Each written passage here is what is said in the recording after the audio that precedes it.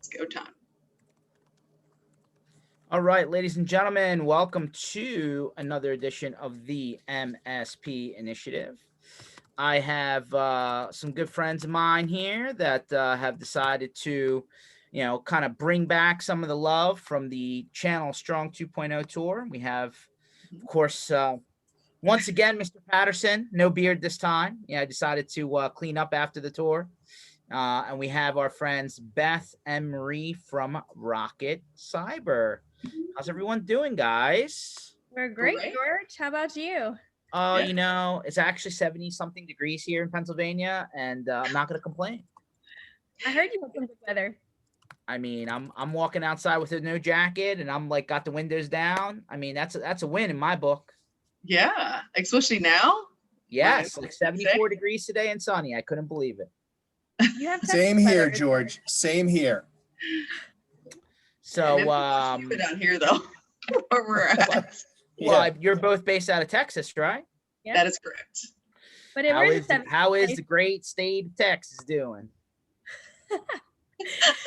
Are warm as usual. Not very cold at all. So our high is like 77 today. Low is 64 or something like that. So okay.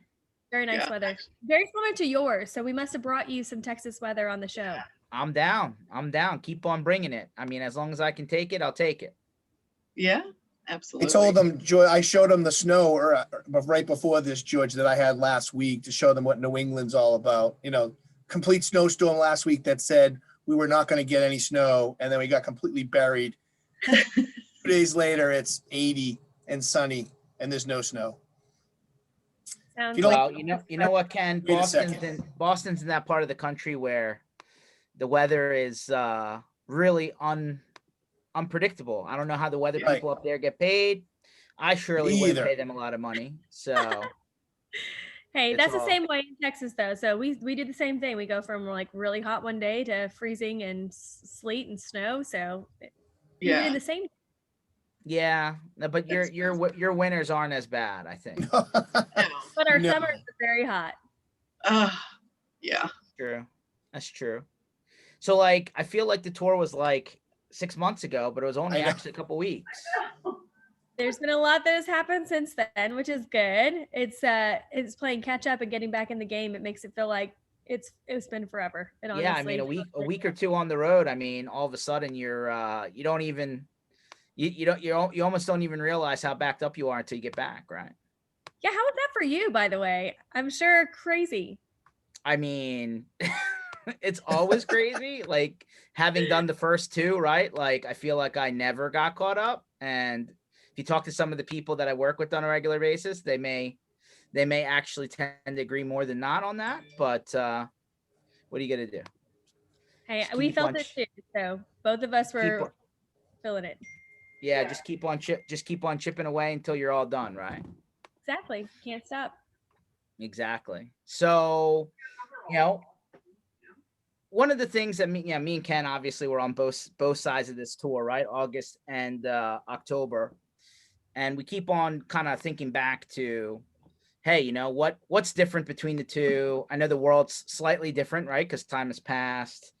If you think back to August versus October, right? A couple months now, we're in November. We're in like that final sub 60 days of the year, right? And like you're looking towards, really honestly, what is it going to take to get to the end of the year, kind of thing. And you're like, well, George is coming one way or another for sure, but based on how everything went this year, I feel like 2020, and I know it's been said 1,000 times exponentially, it's obviously not normal year. I feel like, we've already started talking about next year, but like from the MSPs that you've talked to, and all of you have, because we all do on a regular basis every day, where are things right now, right? Like we went on the tour.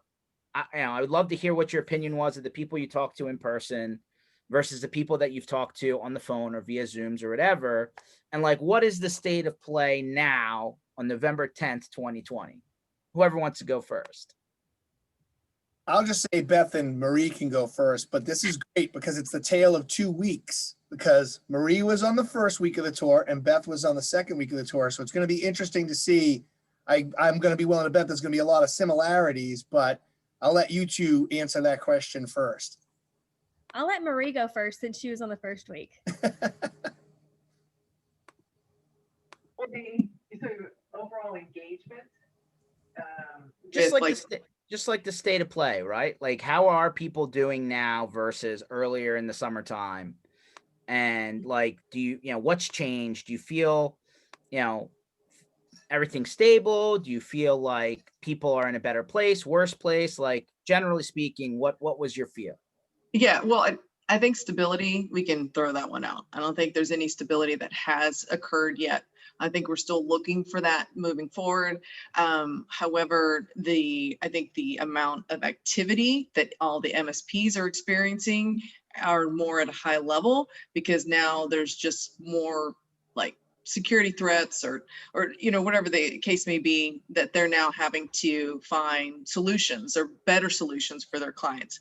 So I would say that there would be just busyness and seeking what some better solutions. And I think it was the right timing for Rocketcyber to go out there to be able to have the opportunity to kind of just show who we are, either introduce who we are for new people, or just kind of reintroduce, look how we've grown and move forward.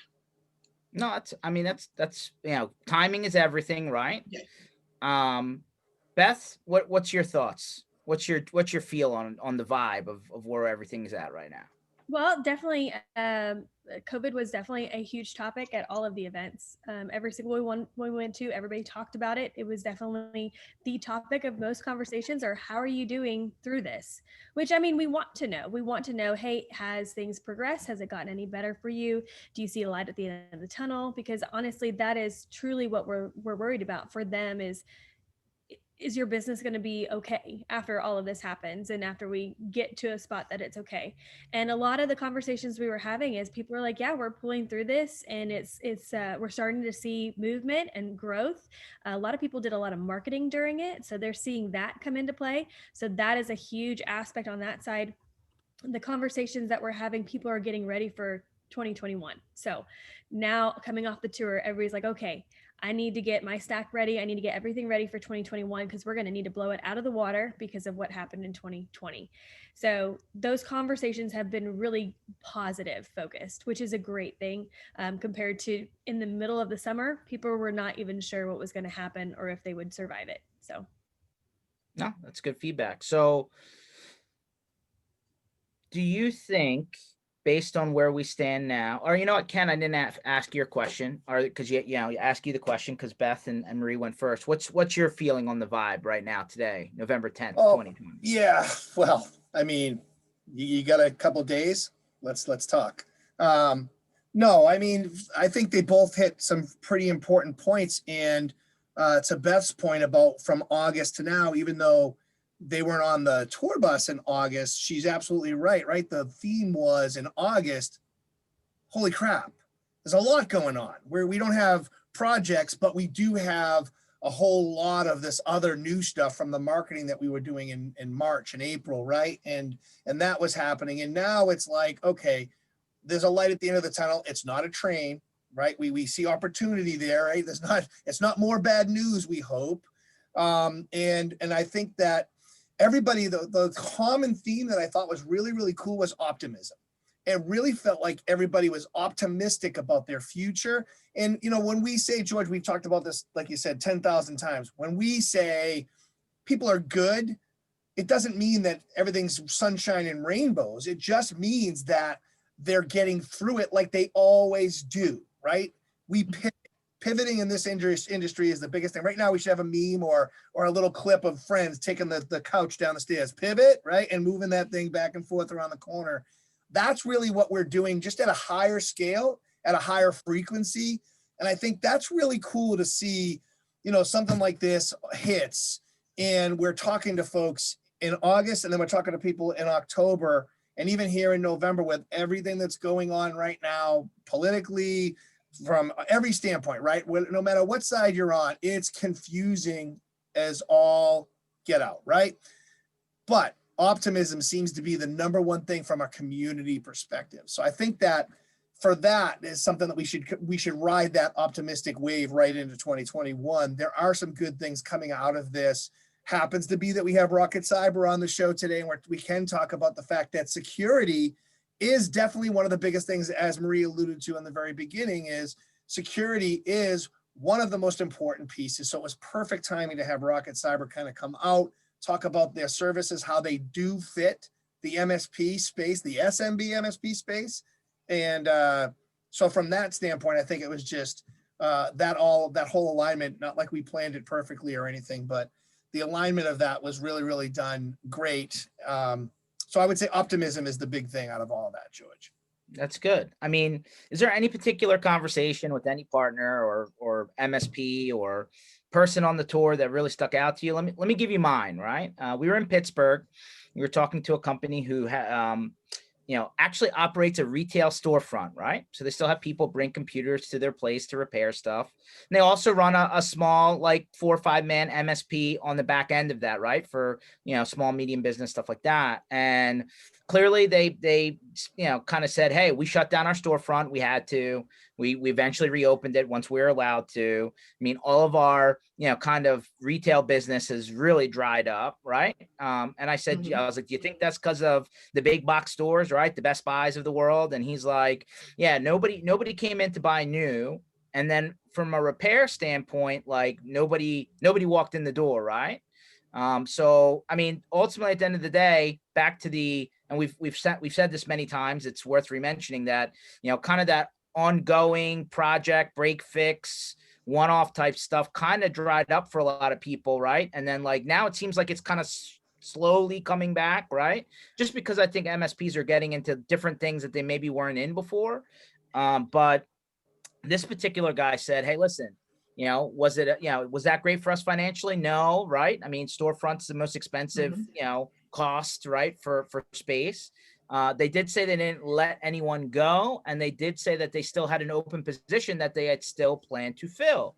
So like there was a balance in that story, right? There was some bad, there was some not so great, but then there was also hey, we didn't let anyone go and we're still planned to fill this position. So, back to your point, everyone, which was, hey, we're still kind of looking like things are going in the upwards direction, because the reverse of that is, now that I'm pretty sure at this point, every government program that anyone would have taken advantage of is long, in and out, right? Like now you're hoping that you can get it all, kind of cleared up and waived, right? But at the end of the day, like that money is more or less accounted for. If people are still talking about hiring people, that to me makes me feel good. Kind of, Yes. silver lining kind of thing. Anyone else have a good story that you can remember? Yeah, I was well, there is this there was one company, they actually united forces.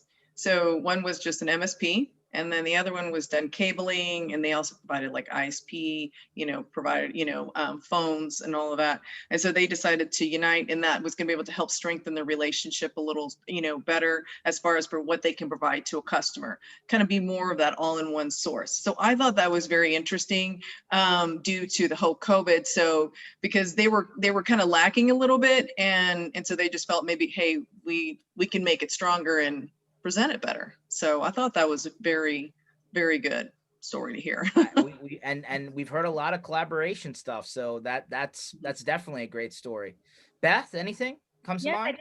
I did have one MSP that I spoke to that they were break fix and doing managed services both. Okay. But because break fix had really taken a downfall, like there wasn't a lot that they were doing anymore, and they were more focused on getting all their customers at home and making the change, they ended up fully converting over to a full MSP and not doing any of the break fix side. And they actually have increased their revenue from that, rather than not knowing what they're going to get from break fix and still needing to count on that. They don't have to because of the contracts they have in place now. And a lot of that was due to some of the marketing that they did, and the fact that they had to make that conversion because nobody was going to storefront. So that helped them step into the next role that they really needed and wanted to take. So that's awesome. Ken, anything pop to your head? No, it's a pretty boring trip. Didn't talk to anybody.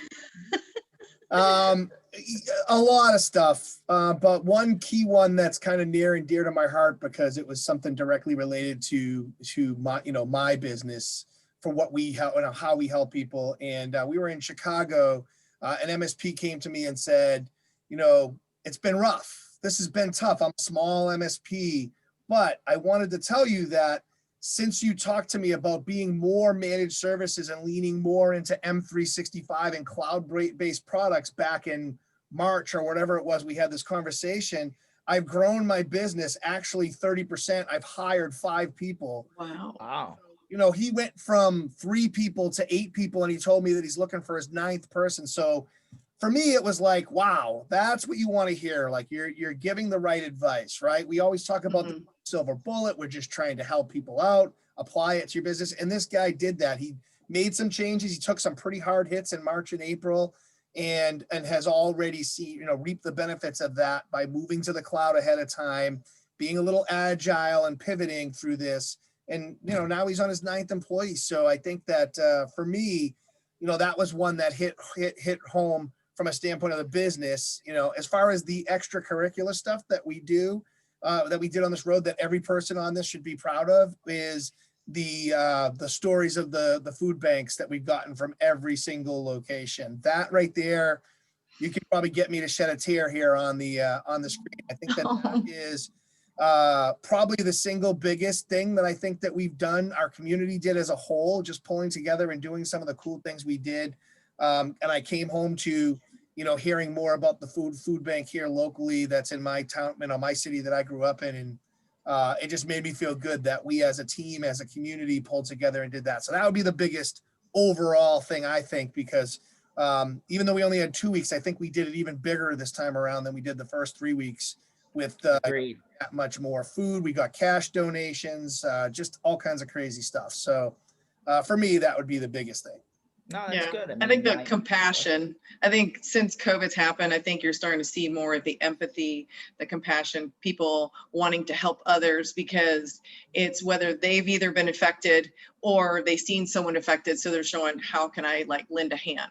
So I thought that was also really important. And I really like to see that collaboration. It was nice just to get out and be able to enjoy other people in different environments. So that was very pleasant. So no, I was just about to ask that question, right? I mean, right now supposed to be one of the largest events in the industry on the calendar, which is supposed to be IT Nation down in Orlando area.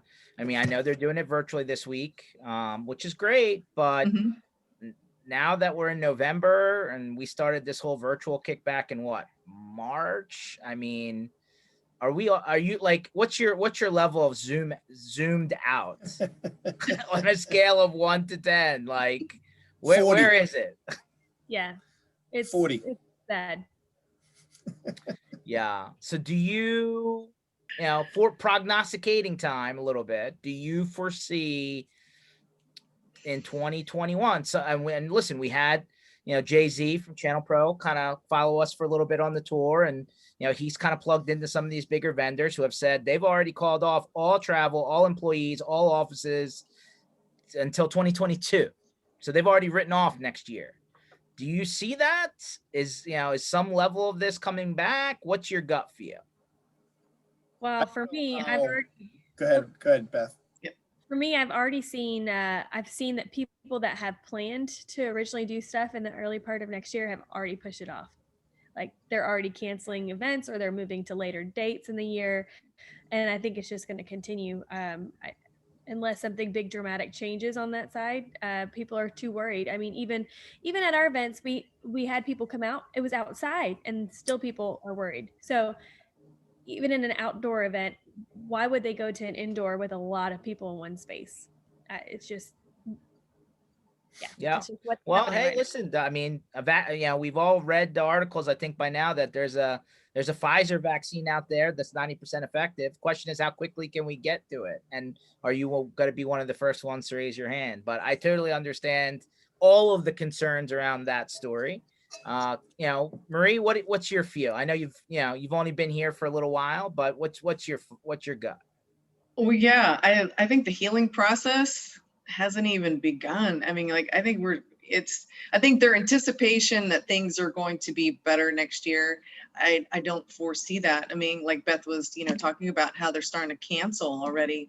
And it's just like, we haven't really gotten more into it to kind of find out, do we really need to be this like scared, or should we just try to live our life a little bit? And then again, going off with like this, I mean, is that cure? I mean, who wants to try it out? And do you know how effective it's going to be? What are some of the side effects?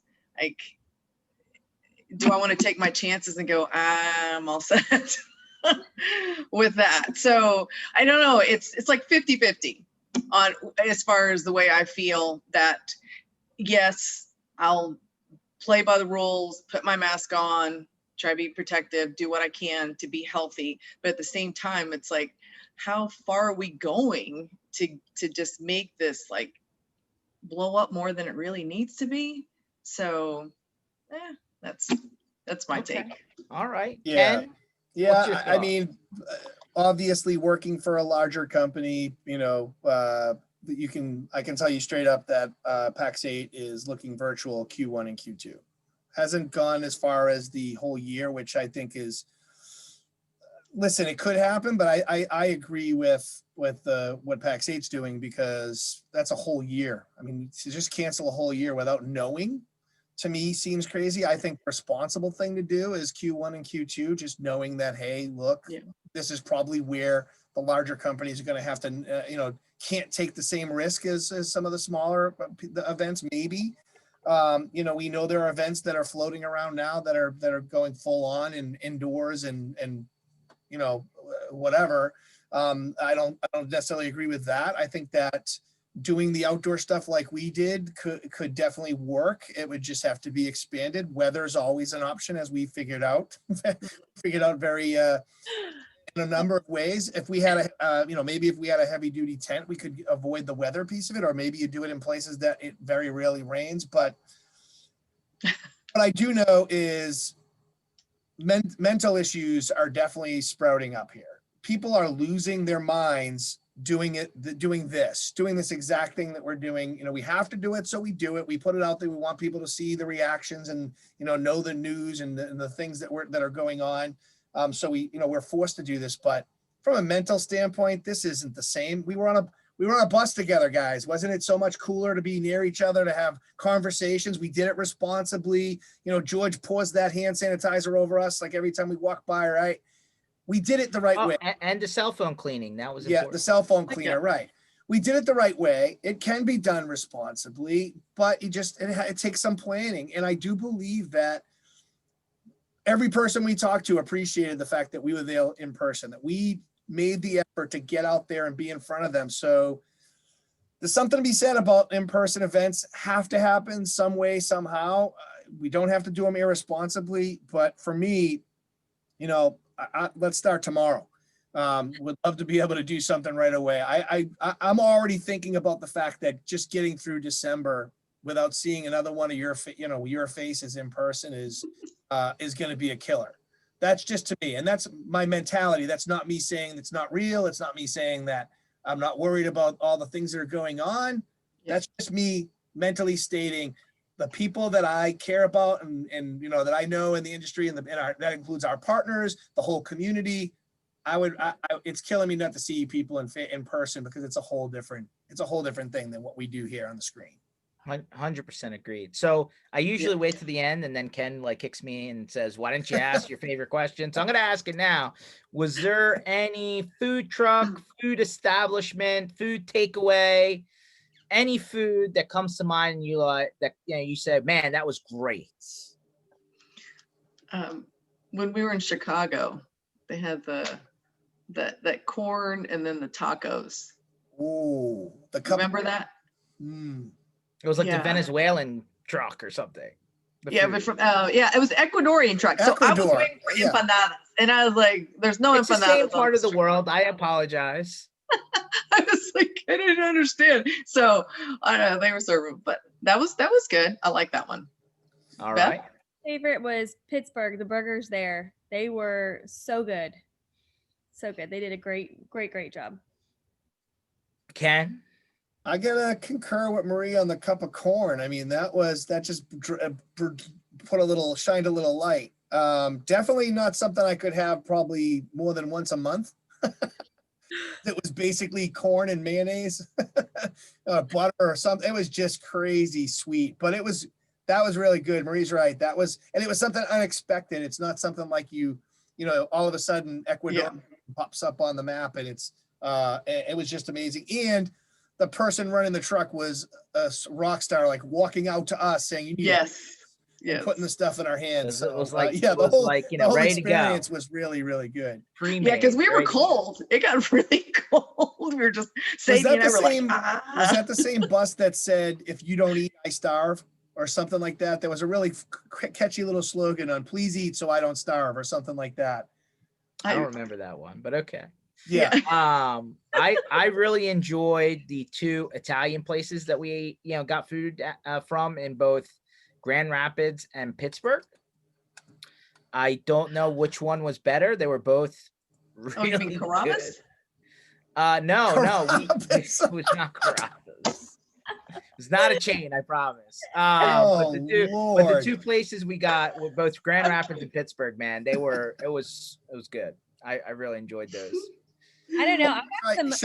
Sade just chimed in there too, because she was the one that topped the other. Remember that little macaroni? I say they were like 1A and 1B. I'm not sure one could top the other.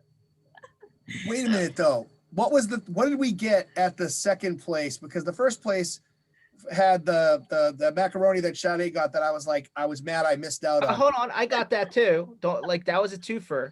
Right. And then the second place there was some phenomenal thing on there that we were trying. It was like their version of like a mott stick / bread / pepperoni all jammed together. It was like a calzone, but it was a smaller version. Wow. Yeah, it was insane. No, it was good. All right, now I'm hungry. I liked the ice cream for breakfast that somebody brought me. So I think that was one of my favorite things was the ice cream. Where was that? That was it was in Columbus. Oh yes, there was like this really well-known ice cream joint that was like literally down the street around the block, and you absolutely had to go get it, kind of thing. Yeah, Beth had family there, and she missed out on it. Yes. So I went and saw the family, and he brought me some ice cream, and I had it for breakfast, and it was so good. Ice cream. Let's say that burger place when we were in Indianapolis. Was it called Blue something? Do you remember? Oh, the onion rings were like this, like ginormous. Yeah. But there was definitely a lot of good burgers on the trip, as usual. That was really good. Yeah. Okay. Was there any, I feel like we didn't get a chance to really explore, I had never been to St. Louis, Missouri. I'd never been to really downtown Indy, just driving through.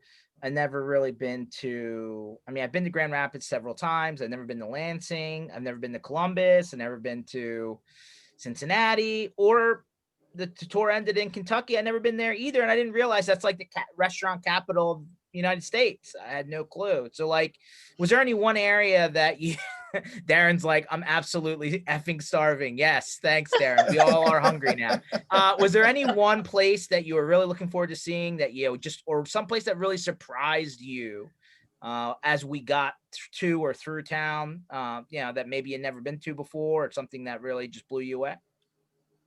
Well, for me, my family's from Ohio, so I kind of knew a lot of the areas. I hadn't been to some of the places, but my favorite part about the whole trip, well, besides seeing you guys and getting to hang out with you guys, was the trees. And I know you guys know this because I would be in mid-conversation with you and I'd be like, look, the trees up there, them changing colors.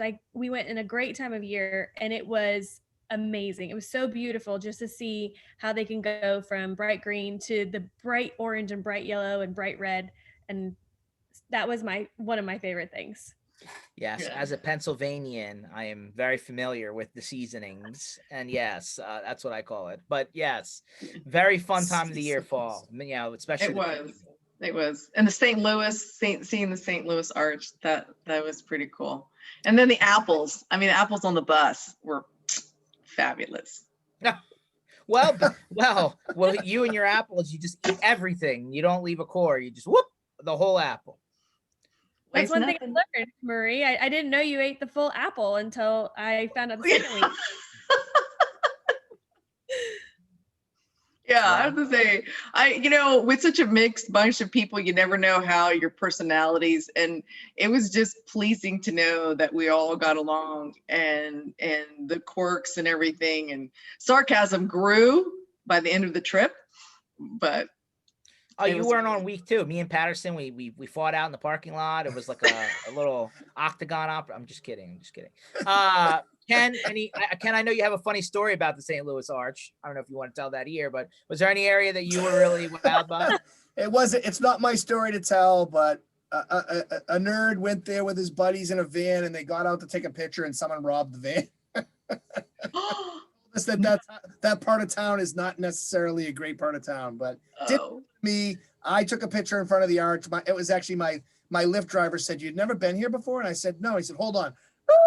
Swerved around the corner, took the 3 of us out and said, "Go ahead before the cops come and make me move." And we took a picture in front of the arch. It was awesome. My thing was, I thought Cincinnati, I wish we could have spent some time there. It was surprising to me pulling out of Cincinnati and Georgia. I know you said the same thing. We looked at each other like, I wish we could have gone around here. The city looks great. There was just so much going on with the stadiums and the lights and the streets. It just, when you think about Cincinnati from being from Philly or Boston or from anywhere, maybe you don't think that that's going to be the one spot. I'd say Lexington, Kentucky, but I've been there before. I did a lot of work down there. It's even come a lot further than, the years I was there, but Cincinnati surprised me shockingly how much was around Cincinnati and maybe even Columbus to a point where I wish we could have saw more, because Columbus and Cincinnati, I think are much bigger than most people think. I concur. They definitely, like, especially Cincinnati, where their highway system goes right through the heart of the city. And like literally it's right there in front of you, and you're like, wow, I didn't realize there is actually a pretty big city here, or decently sized one at least. Lexington, like I said, I was never been to Lexington. Surprised how much food they have there. I mean, just really good, authentic food. Like, we were sitting there talking to people and they're like, are you here for breakfast tomorrow? We got breakfast. Like, there's literally, everybody has a laundry list of places that you have to eat at, and we just didn't have enough time. But no, I would definitely love to hit that one back from not to get super, uptight, but from a mask standpoint, Lexington, Kentucky was hardcore. Whereas other areas of the country from both tours were a little bit more lax. They're really, really, following the rules to the T, which was good. Nice to hear that. This time around, I think, Ken, we didn't have many major weather issues from entire states of electricity being knocked down, or forest Were you in fires, or Lexington when the tents almost flew away? well, like, I'm doing a couple webinars on my normal Thursday docket, and literally, like, I'm doing it in one of the tents in the middle of a parking lot next to a movie theater. And I think I ran after the tent like 4 times. So now It was luckily, funny. I watched the show and watched the tent go. luckily, our guru of marketing decided to invest. Sade decided to invest in non-off-the-shelf Walmart tents, and luckily so, because the last time we ended up with no working tents at the end of the trip. This time, every tent made it through. With a couple of scrapes and rips, but that tent flying away 4 times, that would have been unrecoverable in the last tour. Yes. And it was, by the way, Yes. I just want everybody to. The Ecuadorian truck was that said, "Eat." I can't read it because it's blurry. I'm going to try to find it, but "Eat so my family won't starve," or something like that. There's a little board on the side of it. I thought that was kind of a cool little note. I want everyone to test that at home, right? Have a tent fly away while you're in the middle of a Zoom, and then have to like pause the video, run after the tent, still be on the call. Like, that's like multitasking. Skills Yeah, right there. That was good. Well, you let your guests go on. You asked her a question and then said, "Talk amongst yourselves." And then what did you think? Great. Melanie from Trend did fantastic. Okay, so let's go back to stuff that may be helpful to other people watching this other than us bantering. Um, although I can, like so many things happened on this trip. The bus had problems 3 days in a row. Oh my gosh. We did, Yeah. like we ended up shutting down a Chick-fil-A drive-through for a while. I mean, there's just so many little stories. But anyway, back to MSP land. Was there any conversation you had with any MSP where they did something that you hadn't heard before, or they did something that you would recommend other people maybe take a look into? Beth, why don't we start with you? Well, just a little to expand on that. What do you mean as far as like how they're running their business during COVID, or Just they came up with an idea, they came up with something clever, they maybe took something from an angle that you didn't think about or hadn't heard about before, right? Like, people are creative creatures, especially when they're put into it, right? And I think everyone's probably thought up of a crazy idea at one point or another, but maybe they never did it, right? So I'm curious if you heard of anything that just jumps out at you and said, man, I talked to this one guy and he started doing this and I had never thought about that, or nobody ever talked about that before. the one thing that I did hear is that a lot of people relied on other MSPs too. They didn't just focus on their MSP and growing. They went outside the box, and people that they wouldn't normally like go to and have conversations of how we can get better or what can we do during this time, and a collaborative effort.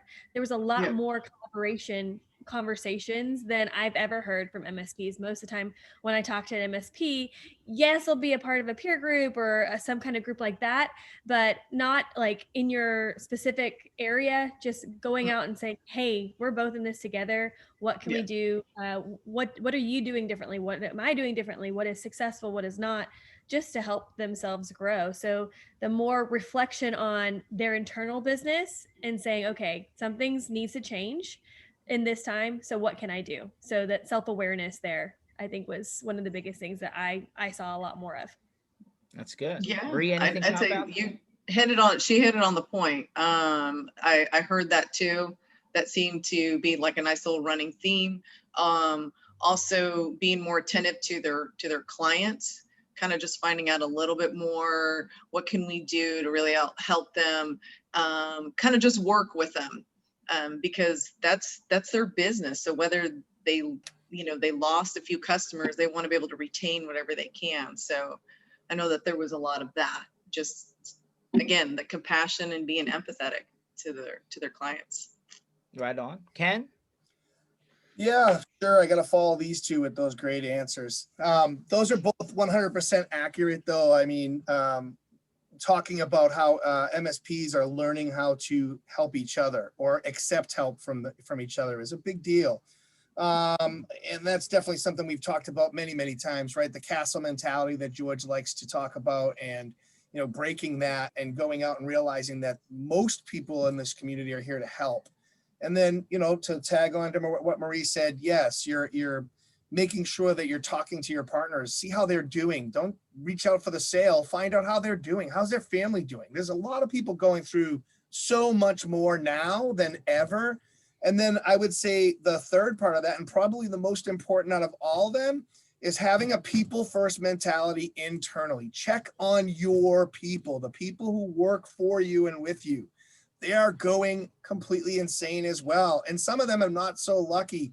We have at PAX 8, now that we've grown so much, at a mission briefing, I met this young kid who's a technician, and he wanted to come to Denver, and I set this whole thing in motion, and he eventually came to Denver. Well, the poor guy, single guy, just him and his dog, moved to Denver in March, and then new apartment, no friends, nobody around, everything remote.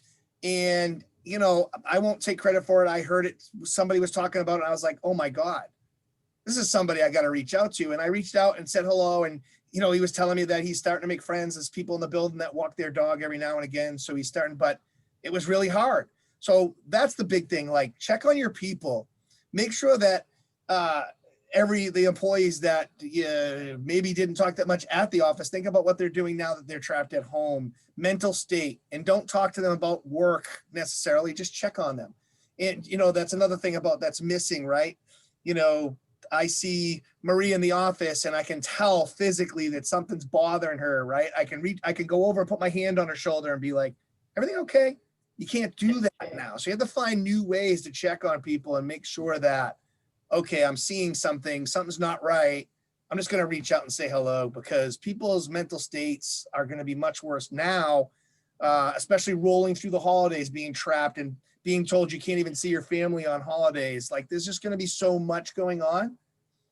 Do that check-in, that mental check-in, and that goes for all three, right? It's going to go for fellow MSPs, it's going to go for partners, and it's going to go for your people internally and your family. Yeah. Well, that's something that like Beth and I, we started doing, and we haven't gotten back on track, but we would go to each other's homes just to have a change of pace, just to kind of break, just to kind of feel like you got that office environment. So you were sitting there talking, you're like, what was that again? You're like, oh yeah, okay, oh, yeah. Just break it up a little bit. Well, you guys are lucky that you're that close that you can do that.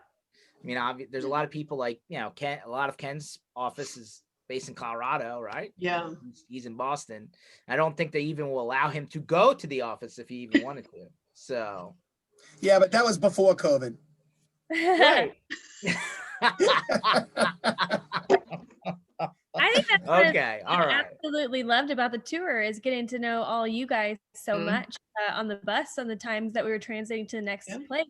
It's even better than the conversations you would have at the bar after an event or during an event. It was really actually getting to know the people that you're doing business with and that you're spending your time with, and figuring out what their strong points are, what their weaknesses are, what they need. They see as, hey, this is where I want to go. Their aspirations, like things that you wouldn't normally have the conversation on. I think that was my biggest takeaway. Besides the MSPs we met with, I got to do the same thing with them, but getting to know you guys, that was fun for me. And I really enjoyed that relationship building. Team building. Shopping. And see I know, and see who could beat Ken in cornhole. What was the answer to that? Sade and I. Once? Hey, way One time.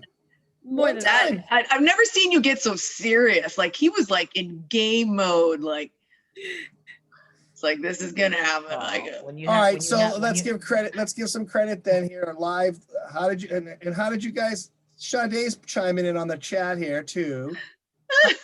Sade, where did you learn those skills from? Listen, you don't have to hide in the background. You can come here and talk. Go ahead, pop in, since we're bringing you into the conversation. It was definitely way more than once.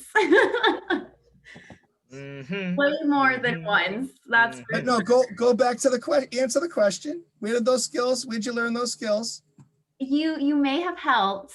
I knew she wasn't just gonna say, yeah, you may have helped. Listen, it was all Beth and me. You helped push us in the right direction, but that was us. The dynamic duo.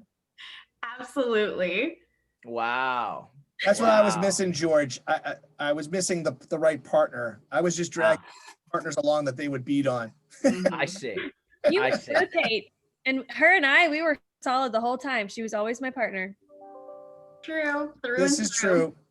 Okay. All right. See, I see how it's going, Ken. I do. I got the That's all right. That's all right. I can sit back and bask. I mean, I know I won more than anybody, so that's okay. Okay. All right. Sade, since you've joined us, is there any, we've talked about a number of topics. Do you want me to re-go through them? Do you have any input on any of them? I mean, clearly the Italian places were your fave, but is there anything else you'd like to share? Nothing that, someone else hasn't already mentioned. Definitely my favorite part about the trip was getting to know everyone on a one-on-one level, just because everybody zoomed out. I know that was already mentioned, and me being one of them. And so having that face-to-face interaction and just getting to know someone where you're not necessarily going to have the same conversations over a Zoom call or anything like that. Like moments like that and memories like that are just priceless. Summer camp all over again. Okay. Yeah. Okay. All right. So, let's go into like, prognostication mode, advice mode, where the market's going mode, since like we're on the back end of this. So Beth and Marie, obviously you've thrown your bet in on cybersecurity being, a focal point moving forward. It's like IT. What do you mean, right? Such a big industry, right? And cybersecurity is also a big word. What's your advice to MSPs? Where are things going? Where do you fit in the big picture? Do you want me to start or Marie to start? Yeah, You go guys ahead, Beth. can, you wanna, tic-tac-toe, arm wrestle, whichever or it's up to you. No, I'll start. So just in cybersecurity itself, the platform's always changing. So make sure that wherever you go, you find somebody that's always going to adapt. So you don't have to go and change out your platform every 6 months, every 3 months, every year. Make sure that you're in a space that's going to grow. That's so big in cybersecurity because things change every single day. The amount of how many techs change, the platforms that they're using changes. So just whenever you're going out there, do your research and make sure that that is a growth-minded asset that you're going to bring onto your stack, and that someone who wants to accommodate the way that you do business, not only just, hey, this is the way it is and that's it, but someone who's like, okay, I'm here for you. I want to help you grow in your business and I want to do this according to how you're already doing your business.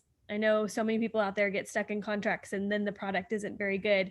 And so I just want to make sure that you benefit from that security, because that's how you resell yourself to your customers is, hey, I'm going to add this in so I can get more business. And I want someone who's going to partner with me to help me get that to that next level. I like. Yeah. Marie, did you have anything to add? Yeah, I agree absolutely with that, because we're an extension of your business. We're here for you. That's good. Well, I got a targeted question for both of you then. Where there were a couple of people on the trip who said, I am now going to be an MSSP. And immediately me and Ken just froze and we're like, wait a minute. Be very careful before you start throwing that word around. Where is the line between security focused MSP and MSSP? So for when I think of an MSSP, I'm thinking not only do they have MSP customers, but they also have other MSPs coming to them for security offerings. So that's more of my mindset when it comes to MSSP. When it's just an MSP with a security focus, yes, they're doing MSP services, but they have a focus where they're going after their new target customers because of their security stack, not going after other MSPs to bring them on, but other customers. So that's where I differentiate between the two. Okay. Yeah. Marie, anything to add there? I like that. You like that? Perfect. And I like Marie talk next time. she said it just, yeah, no, it's true. It's true. That's good. Ken, Yeah. do you concur?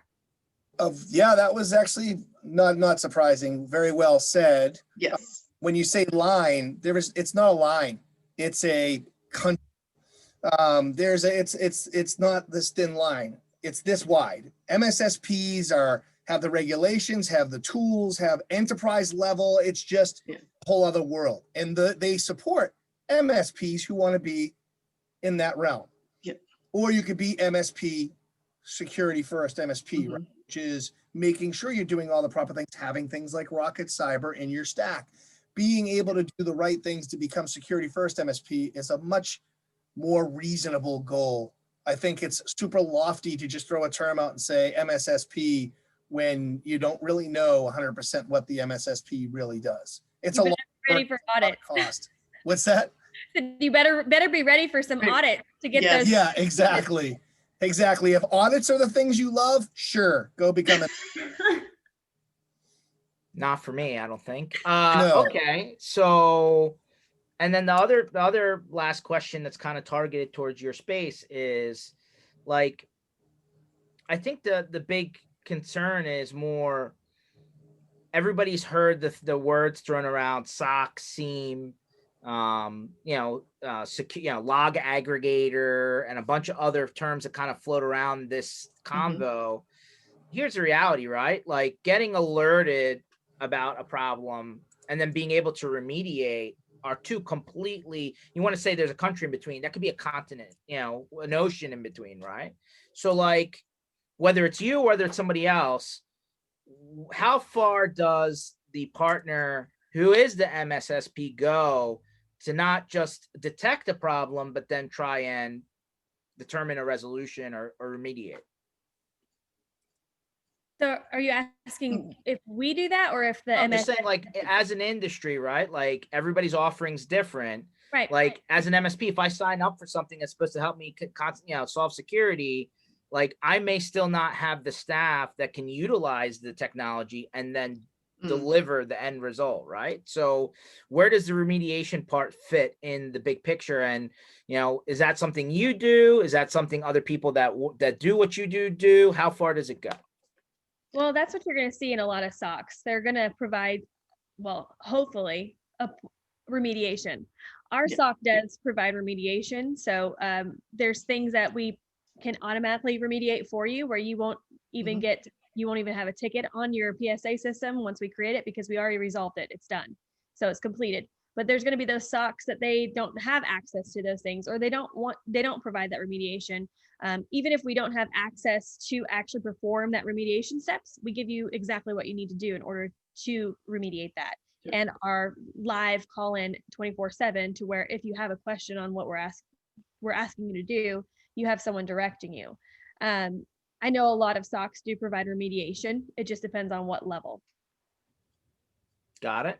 Yeah. Ken, what are you seeing out there, right? Because I mean, obviously, you know, you're running into a lot of this, right? You know, just not at PAX 8, but just generally with people out in the MSP space. Where have you heard people either failing or winning, right, with this conversation? Well, again, don't want another shameless plug for Rocketcyber, but the people who are winning are using companies like Rocketcyber. And again, it reverts all back to what do you want to do? What is your business going to be? And you know, not to get too philosophical or crazy, I won't go down that road, but it's true. When you start out with a business, you can call yourself an MSP, but there's so many roads you can go down. And I think you have to determine early before you start even putting a price tag on what you're doing. You have to know what it is you're selling.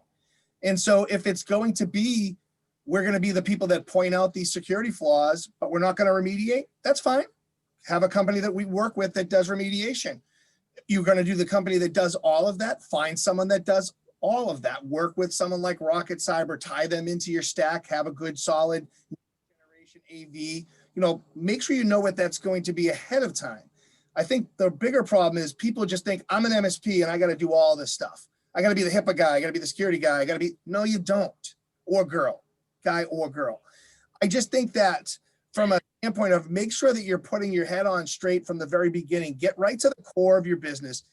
Who am I? What do I want to do? If you want to shine pagers for the rest of your life, pagers, here we go. You want to do that? That's fine. That's your decision, but make sure the things that you're selling and the people you're selling to are all about that.